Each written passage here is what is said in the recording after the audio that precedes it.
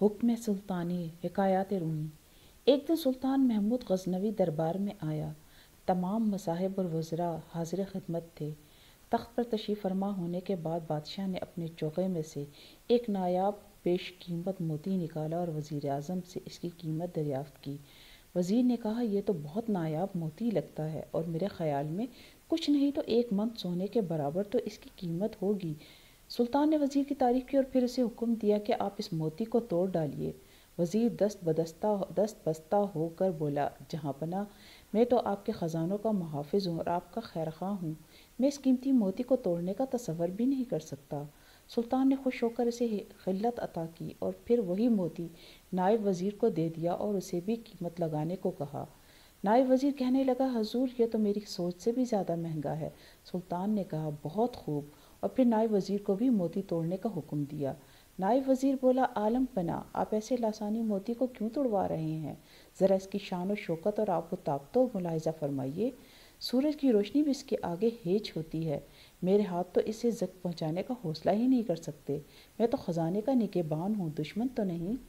اللہ آپ کے مال و منال میں اضافہ فرمائے۔ سلطان نے نائب وزیر کو بھی انعام و اکرام سے نوازا اور اس کی سمجھ بوجھ کی تعریف کی۔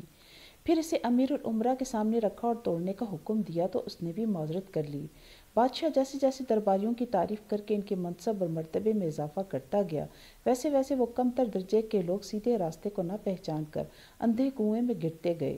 سب وزیر اعظم کی پیروی میں اپنے آپ کو بادشاہ کا بڑھ چڑھ کر خیر خواہ ثابت کر کے انعام و اکرام پاتے رہے۔ بے شک تقلید اس دنیا کا ایک ستون ہے، مگر آزمائش کے لمحات میں جو لوگ اپنی انفرادیت قائم نہیں رکھتے وہ ذلیل و رسوا ہو جاتے ہیں۔ جب سلطان نے سب امراء کی آزمائش کر ڈالی تو پھر وہ موتی ایاز کو دیا اور پرکھنے کو کہا۔ ایاز نے کہا، عالم پناہ، میرا ہر اندازہ اس موتی کی قیمت سے کم ہوگا۔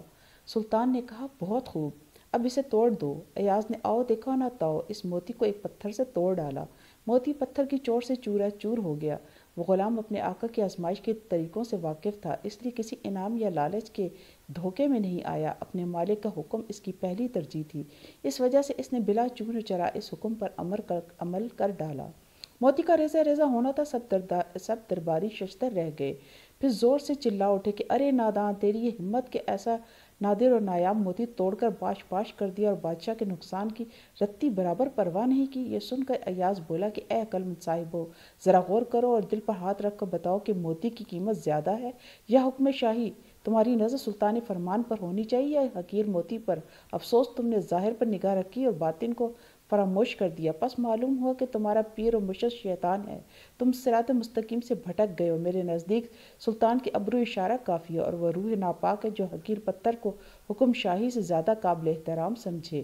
جب ایاز نے یہ راز سب کے سامنے کھول کر رکھ دیا تو سب درباری جیسے کسی گہری نیند سے جاگے اور آگے لگے بگلے جھانکنے، لیکن تیر کمان سے نکل چکا تھا اور بادشاہ نے کسی بات پر کان نہ دھرا اور غضبناک ہو کر بولا، تم سب قابل تعزیر ہو، تم میں سے ایک بھی اس دربار کے لائق نہیں۔ اس معمولی پتھر کے سامنے تم نے میرے حکم کی تذلیل کی اور پھر جلاد کو حکم دیا کہ ان سب ناخلف افراد کی گردنیں مار دو۔ جلاد تلوار لہراتا ہوا آگے بڑھا تو ارکان دولت و حشمت خوف سے کانپنے لگے۔ موت سامنے کھڑی تھی، مفر کی کوئی راہ نہیں تھی۔ اس وقت ایاز کو وزراء کی یہ ابتر حالت دیکھ کر ترس آیا تو وہ ہاتھ باندھ کر سلطان محمود سے عرض گزار ہوا، اے آقا، تیری مہربانیاں ہم سب پر غالب ہیں، ہم ان کے بوجھ تلے دبے ہوئے ہیں۔ میری کیا اوقات کہ تجھے تیری مہربانیاں اور نوازشات یاد دلاؤں اور کوئی مشورہ دوں، لیکن ان سب نادانوں اور مجرموں کی گردنیں بھی تیری ہی دیوار پر ٹکی ہوئی ہیں۔